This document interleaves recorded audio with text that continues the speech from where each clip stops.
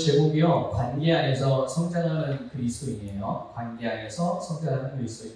우리 시흥 제자교회 우리 지체들이 이 주님께서 우리에게 베풀어 주신 우리의 삶의 어떤 관계, 또 삶의 현장, 삶의 환경 안에 허락하신 그 관계 안에서 주님의 의도하시고 목적하시고 인도하시는 대로 그렇게 온전하게 성장할 수 있기를 주님의 이름으로 축복합니다. 자, 오늘 우리가 읽은 본문 말씀은 예수님께서 율법사가 예수님께 질문을 해요. 그 질문에 대한 대답을 이제 예수님이 해주신 거거든요. 율법 중에서 어느 계명이 가장 큽니까? 율법이 뭐 한두 가지가 아니잖아요, 그렇죠? 10계명만 해도 10가지고 또 그 10계명을 또 풀어서 여러 가지 설명한 그런 여러 가지 계명까지 하면 정말 너무나도 많은 그런 계명들인데. 유대인들이 대대손손 지켜왔던 그 율법의 여러 가지 계명들, 수많은 계명들 중에 가장 큰 계명이 뭡니까? 이렇게 물어봐요. 또 예수님께서 주 너의 하나님을 사랑하고 내 이웃을 내 자신과 같이 사랑하라. 이 두 가지 내용으로. 근데 사실 표현은 두 가지지만 핵심은 하나예요. 사랑하라. 네. 사랑이 곧 모든 율법의 그 완성이라는 것을 말씀하고 있죠.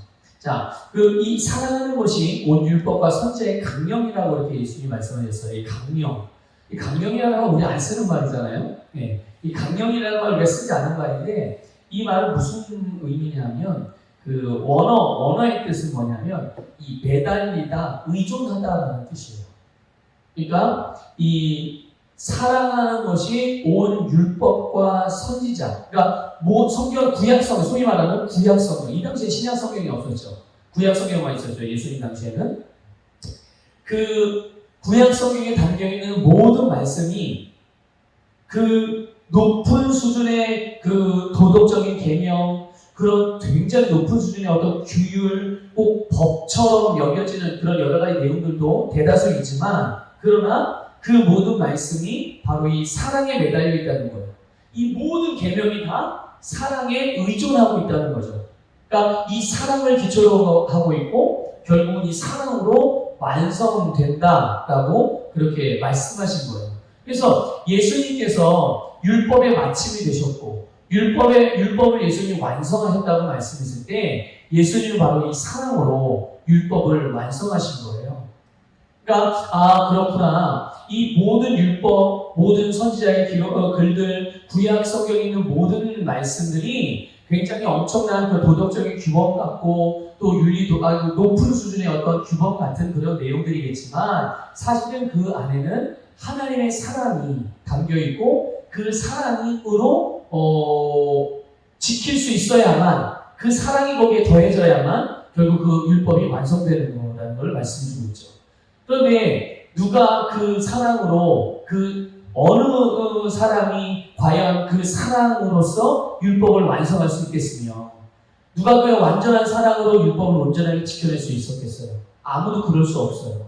그래서 예수님께서 그 사랑으로 말미암아 율법을 완성하셨고 우리를 대신해서 율법을 완성하신 거고 또 예수님이 율법을 완성하신 그 사랑을 우리에게 부어주셔서 이제 우리가 말씀을 따라서 사랑으로 행하면 결국 그 사랑으로 하는 모든 것이 주님께서 우리에게 요구하신 처음에 하나님께서 우리에게 요구했던 율법의 모든 내용들을 다 이루어지게 하시는. 그래서 우리는 예수 그리스도를 믿음으로 주를 사랑하는 심령으로 주님의 계명을 하나하나 주의 말씀을 따라 행할 때 결국 그 사랑이 율법을 완성할 수 있게. 이것이 예수님께서 우리에게 베풀어 놓으신 놀라운 축복이죠. 근데 예수님이 이 말씀하실 때요, 사랑의 대상을 둘로 말씀하셨어요.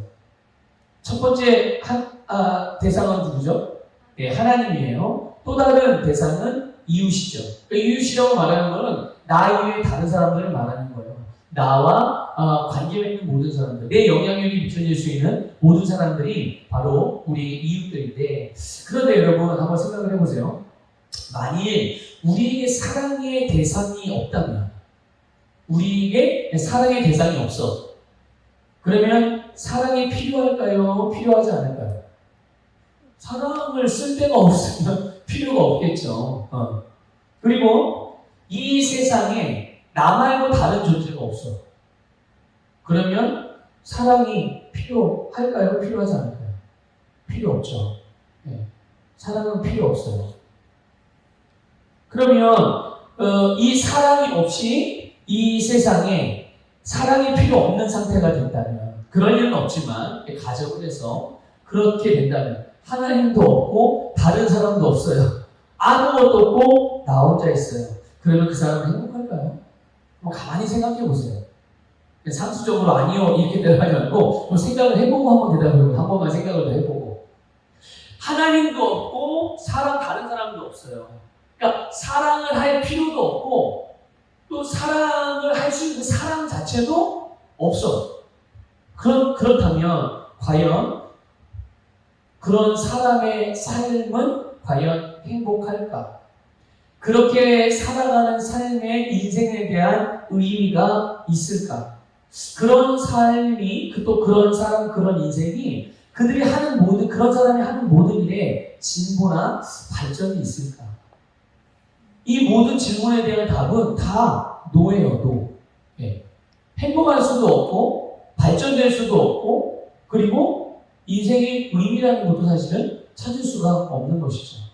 그런데 오늘날 많은 사람들이 하나님께서 우리에게 베풀어 주신 삶의 자리나 또 삶의 환경들은 사랑을 필요로 하고 또 그 사랑을 사용을 해서 사랑하는 삶을 살아갈 수밖에 없는 그런 삶의 환경을 우리에게 만들어 주셨는데, 우리를 그 속에 살게 하셨는데, 그럼에도 불구하고 마치 사랑이 필요 없는 그런 혼자 사는 것처럼 사는 사람이 굉장히 많아요. 혼자 사는 것처럼. 그래서 차라리 그냥 혼자 살면 편하겠다. 이것저것 신경 안 쓰고 이렇게 생각하는 사람들도 있고. 근데 우리는 이런 사람들을 자기중심적인 사람이라고 말하기도 하고, 때로는 이기적인 사람이라고도 하고. 근데 이기적이거나 자기중심적인 사람은 때때로 다른 사람들에게 피해를 주는 경우도 있어요. 자기의 이익을 위해서. 이제 그렇게 되면 본인도 그게 문제라는 걸 알아요.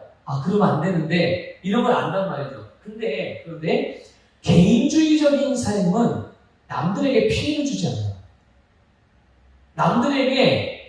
남들을 유익하게도 안 하지만 남들에게 피해를 주지도 않아요. 그래서 개인주의적인 삶은, 그러니까 나만 잘하면 돼.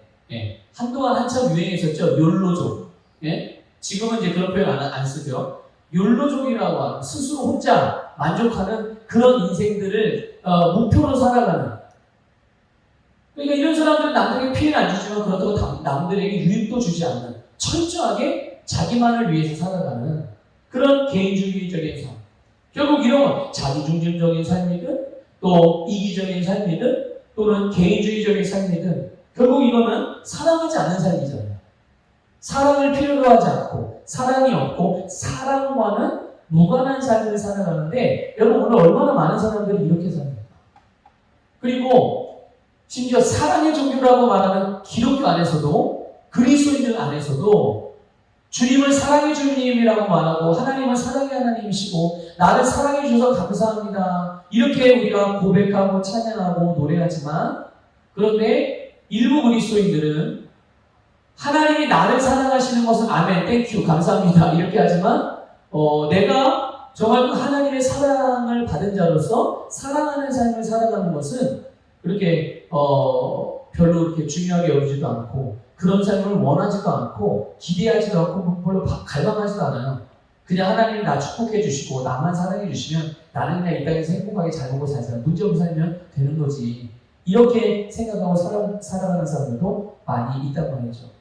그러면 우리는 한 가지를 좀 생각해 볼 필요가 있을 것 같아요. 뭐냐면, 하나님이 처음에 사람을 지으셨을 때를 한번 생각해 봅시다. 하나님이 세상을 창조하신 그때 모든 것을 다 하나님께서 만물을 지으시고 맨 마지막에 이제 사람을 지으셨어요. 하나님이 사람을 지을 때 이렇게 지으셨어요. 뭐라고 말씀하셨냐면, 우리의 형상을 따라 우리의 모양대로. 우리의 형상을 따라 우리의 모양대로. 하나님이 하신 말씀이에요. 도대체 그때는 아무도 없었는데 누구한테 말하는 건가요? 자, 우리가 우리의 형상을 따라 우리의 모양대로 우리 사람을 만듭시다. 이러고 말씀을 하신 거예요. 네? 왜 여러분 보세요. 아니, 태초에 아무것도 없었는데 하나님 만드신 피조물만 있었던 건데 사람을 만드신 누가 대화를 하신 거예요, 지금. 누구와. 이게 뭐죠? 우리 이제 알죠? 네? 바로 하나님 자신이 혼자가 아니시고 하나님은 성부 하나님, 성자 하나님, 성령 하나님, 삼위일체 하나님이시고. 그러니까 이걸 어떻게 이성적으로 이렇게 정확하게 우리가 100% 이해를 한다든지 어떤 사람의 말로서 이렇게 표현해내는 데 한계가 있어서 그렇지만 이 하나님은 삼위일체 하나님이세요.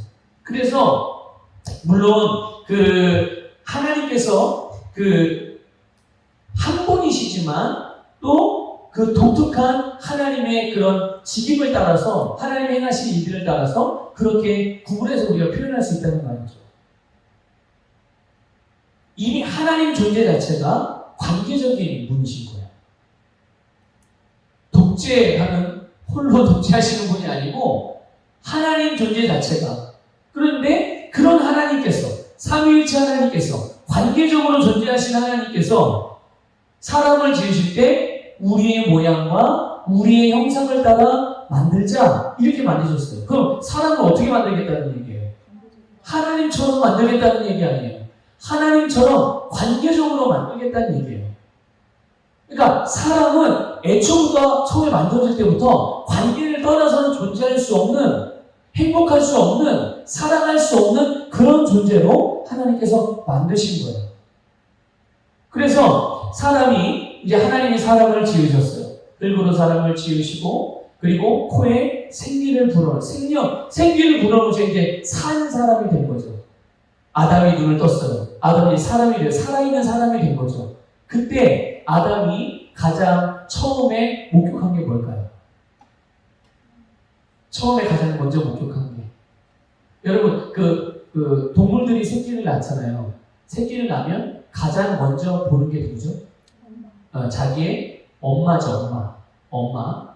그래서 눈을 뜰 때 처음에 본 그 새끼의 눈에 비춰진 그 대상. 근데 가끔 그 알로 태어나는 그런 동물들이 있잖아요.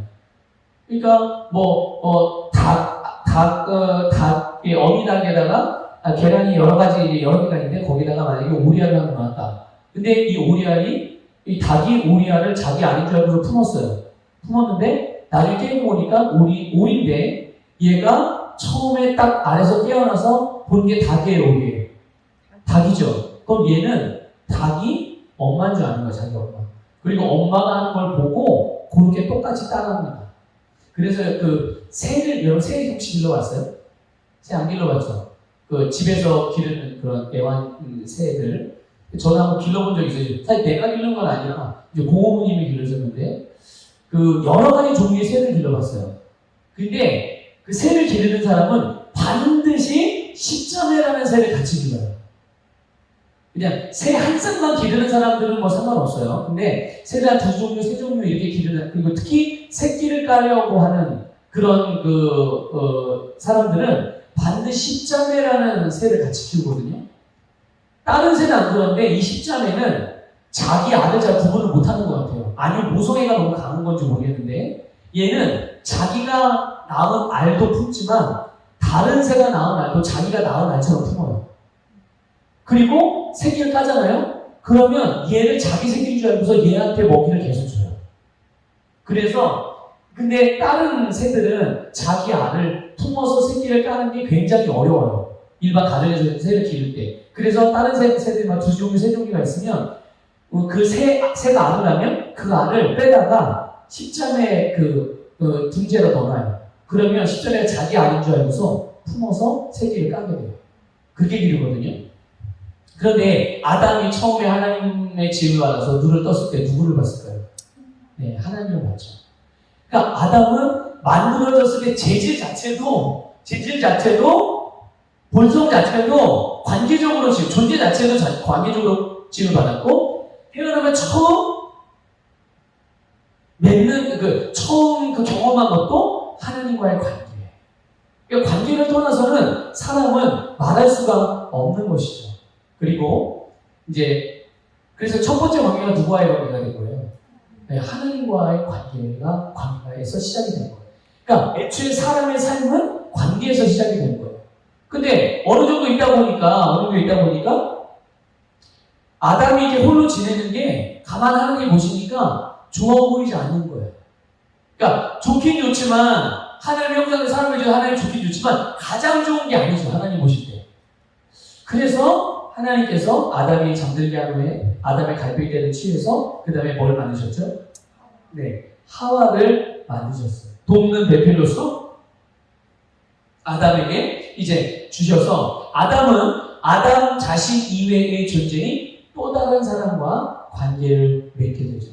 그래서 아담과 하와는 하나님과의 관계 안에서 그리고 아담과 하와 서로의 관계 안에서 살아가는 존재가 된 거예요.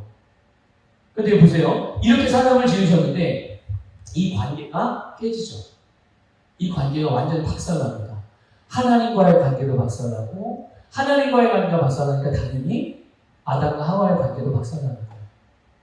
그런데 이렇게 그 관계가 깨어지고 나니까 그 다음에 사람들에게 찾아온 게 뭡니까? 그 다음에 사람이 찾아온 게 그게 사망의 저주로 사망으로부터 모든 고통과 아픔들 이 모든 것들이 이제 찾아오게 되는 거예요.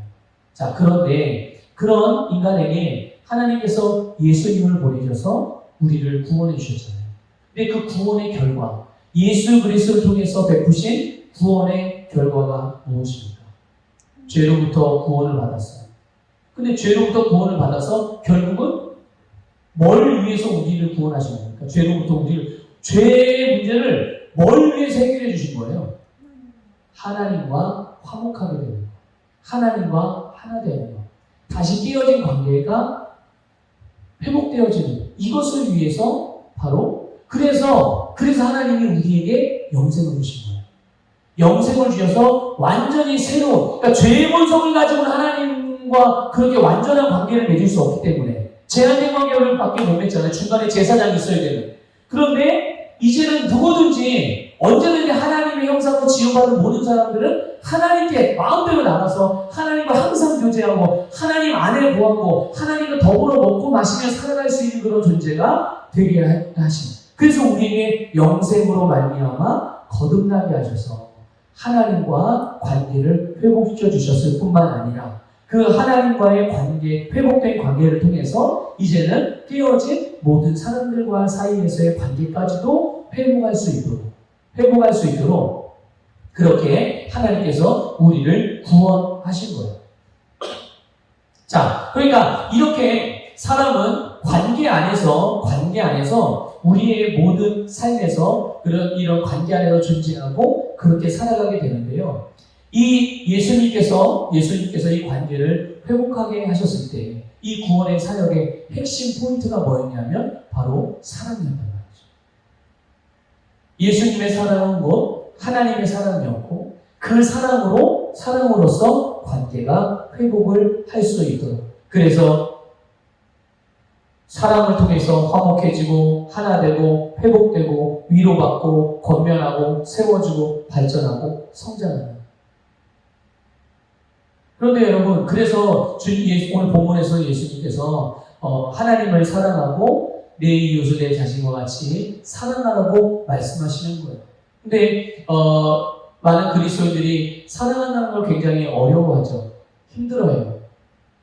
사랑하고 싶은데 사랑이 안 된대요. 그런 표현, 우리도 예전에 그런 표현 많이 썼죠. 많이 사용했고, 그렇게 생각을 해요. 그런데 사랑을 자꾸만 감정적인 개념으로 그렇게 이해를 해서 그래요. 사랑은 감정이 아니거든요. 사랑은 정말 영입니다. 말 그대로 영이에요. 인간적인 사랑 있죠. 인간적으로 사랑할 수 있어요. 근데 철저하게 인간적인 사랑은 외부적인 것에 의존하고 있어요. 그래서 누군가가 나를 사랑해주면 나를 사랑할 수 있고 누군가 나에게 잘해주면 그 사람은 사랑할 수 있고 왜냐하면 좋은 감정이거든요. 근데 누군가가 나에게 혹시라도 좋지 않은 그런 말을 했다든지 뭐 나쁜 어떤 일을 했다든지, 그래서 내가 손해를 봤다든지, 내가 불편함을 느꼈을 때는 내가 감정이 상하기 때문에 그런 감정으로 사랑을 할 수가 없는 거예요. 인간적인 사랑. 그런데 하나님께서 주님께서 우리에게 사랑하라고 하신 그 사랑하라는 말씀 자체도, 하나님의 사랑도 그런 사랑으로 생각을 하는 거예요. 감정적인 사랑, 인간적인 사랑과 같이. 나는 할 수 없으니까 주님께서 좀 할 수 있게 좀 도와주세요. 물론 도움도 필요하죠. 그런데 우리가 도움이 필요하다고 생각하기 이전에 하나님께서 예수 그리스도를 통해서 나를 구원하시고 나에게 영생을 주셔서 나를 하나님의 자녀로 낳으셨을 때 하나님께 나에게 주신 것을 한 번 더 생각해 봐야 되겠죠. 이미 하나님은 우리에게 당시의 사랑을 성령을 통해서 부어주셨거든요. 하나님의 사랑은 우리에게 하나님께 좀 남겨놓고서 일부만 준 게 아니라 하나님이 우리를 사랑하실 수 있는 모든 사랑으로 우리를 사랑하셨고 그런 사랑으로 우리를 낳으셨고 우리에게 그런 사랑을 부어주셨어요. 그렇기 때문에 우리가 사랑을 선택해서 내가 사랑하기로 하면 우리는 누구나 사랑할 수가 있는 것이죠. 그런데 사랑해야 된다는 것을 알면서도 사랑하려는 선택을 하지 않는다는 것은 내가 하나님의 말씀을 거절하고 있는 거란 말이에요. 엄밀하게 말하면. 다른 건 다 할 수 있지만 이것만큼은, 다른 사람은 다 사랑할 수 있지만 이 사람만큼은 그 사람에 대한 사랑하는 하나님의 말씀을 내가 제어하고 받아들이지 않는 거죠. 그러니까 이 사람은 사랑하게 도와주세요라고 기도할 게 아니라 진짜 기도가 필요하다면 이 사람은 주님의 말씀을 겸손하게 받아들일 수 있도록 성령님 도와주세요. 이렇게 기도를 해야 되는 거예요. 그래서 우리가 말씀을 선택하면 말씀을 선택하는 게 크게 애둘러서 그냥 한 단어로 표현하니까 말씀이죠. 그 말씀 안에는 얼마나 많은 하나님의 그런 우리에 대한 지시사항들이 많이 들어있어요. 오늘 우리가 보는 것처럼 이 사랑하라. 이것도 하나님의 말씀, 주님의 말씀이란 말이에요. 나누어 주어라, 섬기라, 이것도 주님의 말씀이고, 찬양해라, 이것도 주님의 말씀이고, 기도해라, 이것도 주님의 말씀이고, 엎드려라, 주님의 말씀이고, 손을 들어 주님을 높여라, 주님의 말씀이고, 그렇죠? 헌신해라, 주님의 말씀이고. 그 주님의 말씀 안에 담겨있는 수많은 주님의 지시와 메시지와 또 위로의 말씀, 권면의 말씀, 인도하시는 말씀, 이 모든 말씀들에 우리가 반응을 하게 되면 당연히 그 말씀에 반응한 대로 우리는 믿음의 결과를 보게 되는 거죠. 그러니까 주님께서 오늘 사랑해라, 하나님을 사랑하고 내 이웃을 사랑해라 라고 말씀하실 때는 우리가 할 수 없는 일을 말씀하시진 않는다는 거예요. 절대로 하나님은. 그걸 반드시 아셔야 돼요. 하나님은 절대로, 그러니까 주님께서 우리에게 뭔가를 말씀할 때 주님 전 그거 할 수 없는데요? 이렇게 표현하는 거는 내가 진짜 할 수 없는 게 아니고 하기 싫은 거예요. 하기 싫어. 내가 원하지 않는 거예요. 그걸. 우리가 하나님을 제대로 안다면 하나님은 절대로 우리가 할 수 없는 것을 하라고 하시는 분이 아니에요. 그리고 또한 우리에게 없는 거를 주라고 하시는 분도 아니에요. 그러니까 내가 할 수 없거나 내게 없는 것은 하나님이 주라고도 말씀하시지 않고 하라고도 말씀하시지 않아요. 하나님은 그런 분이시거든요. 그렇기 때문에 주님께서 오늘 본 말씀을 우리에게 사랑하라고 말씀하셨다면 하나님은 우리에게 사랑하신다는 걸 알고 계시는 거예요. 내가 나를 몰라도 하나님은 나를 아시니까. 내가 사랑하시는 사람을 알기 때문에 내가 사랑하라고 하셨기 때문에 내가 사랑하면 사랑할 수 있는 사람이 되는 거예요. 그래서 오늘 우리가 그 사랑을 통해서 우리의 모든 관계들을 아름답게 만들어가고 그 관계 안에서 우리는 계속 성장하고 발전하며 성숙해간다는 것을 여러분 기억하시기 바랍니다. 그래서 여러분 주님과 사랑으로 교제하잖아요. 주님과 사랑으로 교제해요. 이런 거죠. 만약에 사랑하는 사람이 있어요. 사랑하는 부부가 있어요. 근데 만난 지 1년 된 사람도 있을 것이고 10년 된 사람들도 있을 것이고 결혼한 지 30년 된 사람도 있을 것이고 그런데 함께 지내면 지낼수록 함께 교제하면 교제할수록 함께 서로의 마음을 나누면 나눌수록 어떻게 됩니까?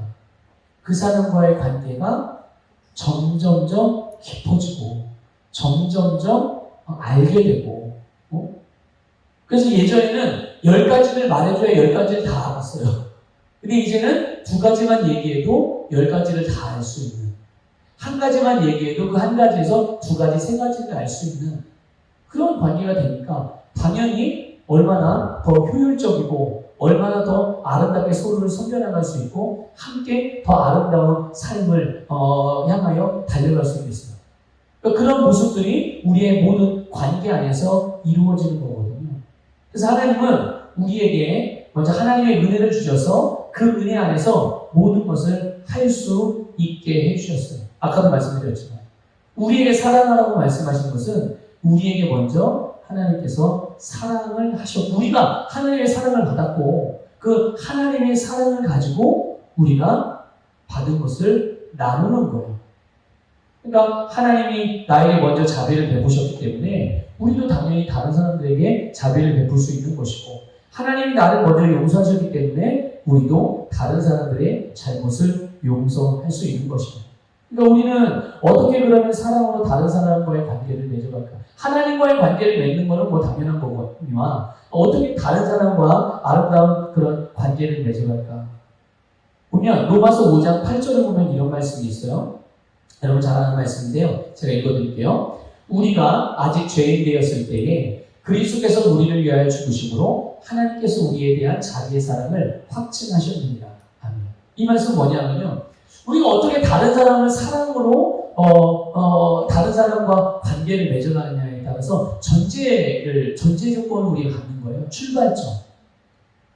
주님께서 내가 죄인 되었을 때에 내가 죄인인 상태, 하나님과 원수된 상태예요. 하나님과 상관없는 상태. 하나님이 그냥 관심 없어라고 말해도 뭐 우리가 변명이나 뭐 어떻게 뭔가 할 수 있는 그런 상태가 그런 게 아닌 거예요. 그런 상태였는데 그때 예수님이 우리를 위하여 죽으심으로 하나님께서 우리에 대한 자기의 사랑을 확증하셨다고 말씀하셨어요. 우리가 죄인이었을 때 하나님은 우리의 죄에 대하여 정죄하지 않으셨어요. 그리고 우리를 오히려 받아들여 주셨죠. 용서해 주셨어요. 용납해 주셨단 말이에요.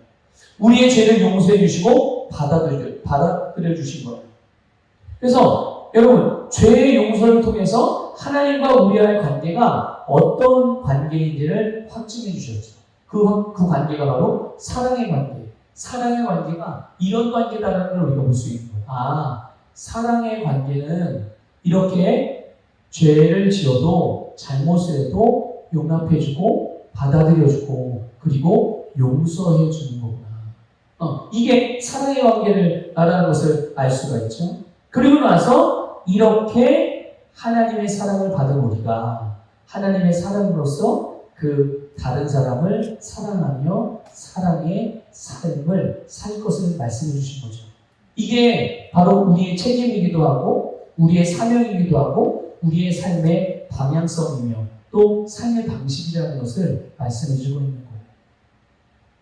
그러니까 하나님이 사랑으로 우리와 관계를 맺으신 방식으로 우리도 다른 사람과의 관계를 맺어간다면 우리는 하나님께서 우리에게 허락하신 관계 안에서 성품과 태도와 행동과 말과 가치관 등등 우리 자신뿐만 아니라 나와 연결된 모든 관계가 성숙하게 변화되고 성장을 이루게 될 거란 말이죠.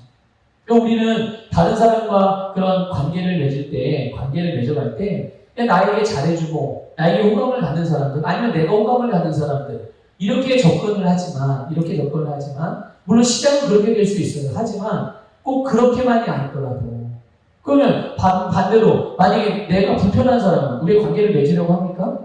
아니죠. 또 나에게 불쾌감을 주는 사람들에 대해서 관계를 맺으려고 하나요? 그렇지 않아요. 우리 그렇게 관계를 맺으려고 하지 않잖아요. 하지만 하나님께서 우리에게 주신 모든 관계 안에서 아름다운 관계로 만들어가는 일에 있어서는 바로 이렇게 뭔가 내가 볼 때 부족하고 뭔가 생각이 잘 맞지 않고 불편한 그런 대상들이 할지라도 그 사람이 내 삶의 영역 안에 들어와 있는 사람이라면 또 내가 속해 있는 공동체, 하나의 공동체에서 같이 함께 있는 사람들이라면 우리가 그런 사람을 구별하고 차별할 것이 아니라 우리가 주님께서 나를 받아들여 주신 것처럼 그렇게 다른 사람들에게 사랑으로 관계를 맺어가는 그런 모습들이 우리가 삶을 통해서 성장할 수 있는, 이 관계를 통해서 성장할 수 있는 또 하나의 삶의 모습이라는 것을 말씀해 주고 있는 거예요. 또 여러분, 하나님이 사랑으로 우리와 관계를 맺으시는 방식으로 우리에게 또 다른 사람들과 그렇게 관계를 맺어 가게 될 때, 아까도 말씀드렸지만 거기에서 우리의 성장과 변화, 성숙이 일어난다는 것을 꼭 기억하시기 바랍니다. 또 하나님께서는요, 그 죄인을 정죄할 수 있는 권리를 가지고 계시죠. 권위를 가지고 계세요. 하나님은 때로는 성경에서 보면 하나님을 표현할 때 심판자, 재판관으로 표현하시게 돼요. 그렇죠? 그렇게 표현하시기도 한단 말이에요. 그러니까 하나님은 죄인에 대하여 정죄하고 그들을 판단할 수 있는 권세를 또 권위를 가지고 계셔요. 그런데 하나님은 아까도 우리가 로마서 5장 8절에서 알 수 있듯이 죄인이었던 우리를 정죄하셨어요?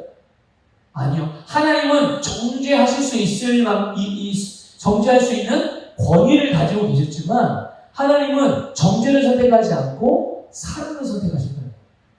사랑을 선택하셔서 죄인을 정죄하는 게 먼저가 아니라 사랑하는 것을 우선시하셨단 말이에요. 그래서 우리도 그렇게 본다면 하나님의 사랑의 자녀답게, 하나님의 자녀답게 우리가 다른 사람에게 뭔가를 내가 원하는 바를 요구할 수도 있어요. 요구할 수 있고 그 사람이 뭔가 부족하거나 내가 마음에 안 들지 않은 그 사람을 판단도 할 수 있어요. 비판도 할 수 있겠죠? 그렇지만 내가 그렇게 판단하고 또 그렇게 어떤 뭔가를 비판할 수도 있고 또는 내가 원하는 걸 이렇게 해줘 라고 요구할 수 있는 권리를 우리가 가질 수 있고 그렇게 해주기를 기대할 수도 있지만 우리가 사랑으로 하나님과 같이 기능하는 것이 먼저다. 그럼 그게 무엇입니까? 어떤 모습일까요? 내가 상대방을 먼저 사랑하는 거예요. 그래서 먼저 그들을 돕고 먼저 들어주고 그들이 원하는 말을 내가 먼저 채워주고 그래서 이렇게 하나님과 같이 우리가 우리의 모든 관계들을 사랑으로 아름답게 맺어가게 될 때 결국 그 안에서 우리의 변화와 성숙이 일어나게 된다는 것을 기억하시기 바랍니다. 또 하나님께서 모든 것을 판단하고 비판할 수 있는 아까도 말씀드린 권리를 가지고 계셨는데 그래서 하나님은요 자기에게 오는 모든 사람들을 다 용납해 주셨어요. 예수님도 이 땅에 계실 때 예수님에게 뭔가 필요가 있어서 오는 사람 심지어 그 마음에 앙큼한 생각을 가지고 은큼한 생각을 가지고 불손한 의도를 가지고 예수님을 시험하기 위해서 오는 사람들도 있었어요. 그런데 심지어 그들까지 근데 예수님은 그걸 아셨죠. 그런 사람들의 모든 중심을 알고 계셨기 때문에 아셨어요. 그러나 그들이 만일 예수님에게 뭔가 필요가 있어서 예수님을 찾아오는 사람들이 있었을 때 예수님은 단 한 번도 그들을 거절하지 않았어요. 예수님을 통해서 뭔가 필요를 얻기 위해서 찾아온 모든 사람들. 그들 나름대로의 삶의 문제에서 구원을 원해서 예수님께 찾아온 사람들을 예수님은 그들을 그냥 돌려보내거나 외면하지 않고 거절하지 않았다는 거예요. 다 받아들여 주셨다는 거예요.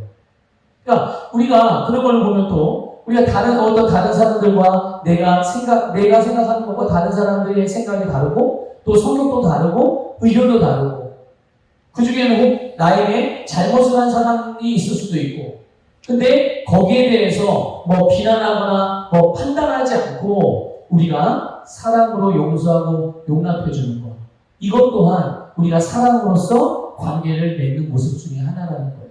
물론 이게 쉽냐고 물어본다면 쉽지 않다고 대답을 할 수가 있겠어요. 쉽지 않아요. 쉽지 않습니다. 하지만 쉽지 않지만 우리는 그렇게 할 수 있는 사람들이에요. 또 주님께서 우리가 그렇게 살기를 원하세요. 왜냐하면 주님이 그렇게 행하신 분이기 때문에 주님의 존재 방식이 사랑으로 존재하시기 때문에 우리로 하여금 우리에게 그렇게 살기를 원하시는 거예요. 왜냐하면 우리가 그렇게 살 때 결국 하나님의 뜻이 이루어지는 거죠. 여러분 생각해 보세요. 우리 하나님 앞에 아마 모든 그리스도인들이 그렇게 기도할 거예요. 나는 하나님의 뜻을 이루기를 원합니다. 주님의 뜻을 이루기를 원해요. 주님의 뜻이 온 세상에 이루어지기를 원해요. 그래서 사람들 매일같이 주기도문 하잖아요. 주님의 뜻이 하늘에서 이루어진 것처럼 땅에서 이루어지기 원합니다. 매일같이 그렇게 기도하는 많은 대부분의 그리스도인들이요. 그런데 생각해 보세요. 하나님의 뜻이 이 땅에서 이루어지고 하나님의 뜻이 세상에서 성취되는 일이 일어나야 되는데 만약 내가 하나님의 말씀대로 기능하지 않아요. 말씀을 선택하지 않아요. 말씀을 따라행하지 않고 말씀을 순종하지 않아요. 그러면 그 뜻이 이루어질까요? 안 이루어질까요? 이루어질 수 없어요. 그러니까 어떤 그리스도인은 자기가 기도하는 내용하고 자기가 그리스도인으로 살아가는 삶이 아예 그 개념조차도 모르고 완전히 분리돼가지고 전혀 다르게 살아가는.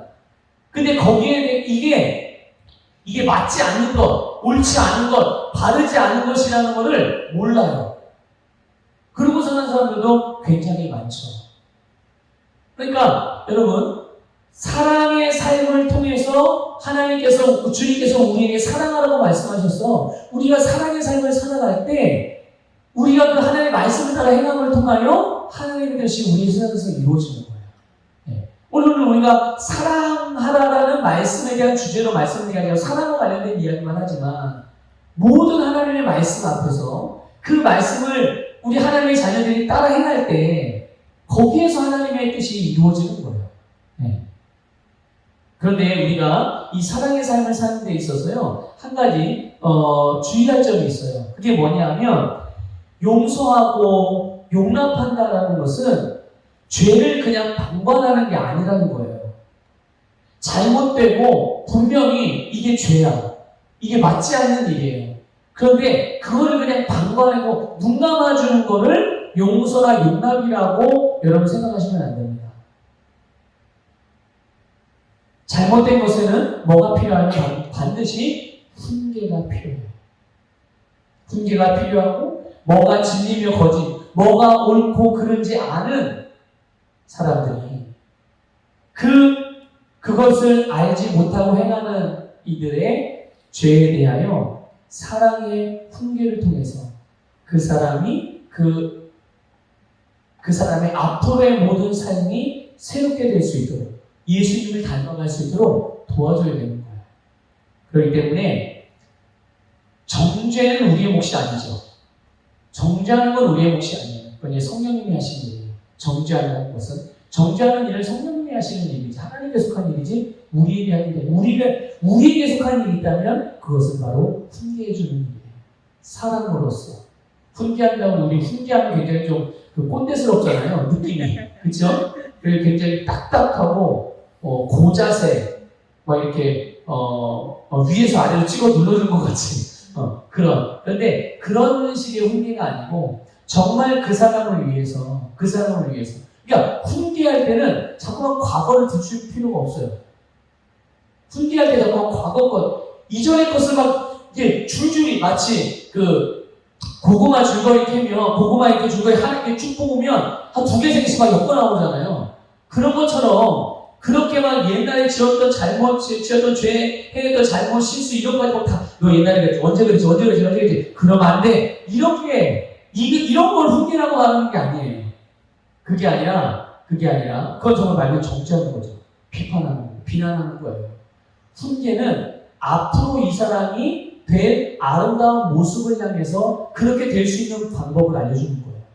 지금 이 사람이 뭔가를 잘못하고 분명히 뭔가를 잘못된 일을 했어요. 이렇게 살면 이 사람의 한 달 뒤의 모습, 이 사람의 1년 뒤의 모습은 불보듯 뻔해요. 그러면 이 사람이 지금 뭔가 잘못 선택하고 있고 뭔가 잘못 생각하고 있고 뭔가 잘못된 결정들을 하고 있으니 그런 부분들에 대하여 무엇이 옳고 그른지를 정말 온유한 마음으로 친절하게 알려주는 거예요. 가르쳐주는 거죠. 그렇게 가르치고 받고 안 받고는 이제 그 사람의 목. 그렇게 했을 때 그것이 결국은 그 사람을 세워주는 진짜 사랑의 권면이 될 수가 있고 그 사랑의 권면을 통해서 그 사람의 미래를 바꿔줄 수 있는 거예요. 그 사람의 인생을 바꿔줄 수가 있는 거죠. 여러분, 사랑의 삶은 결국 아름다운 관계를 맺는 삶이에요. 사랑의 삶을 산다고 해서 혼자만 사랑하고 살면 그건 의미가 없는 거죠. 네. 여러분, 사랑의 자는 결국 아름다운 관계를 맺는 것이고요.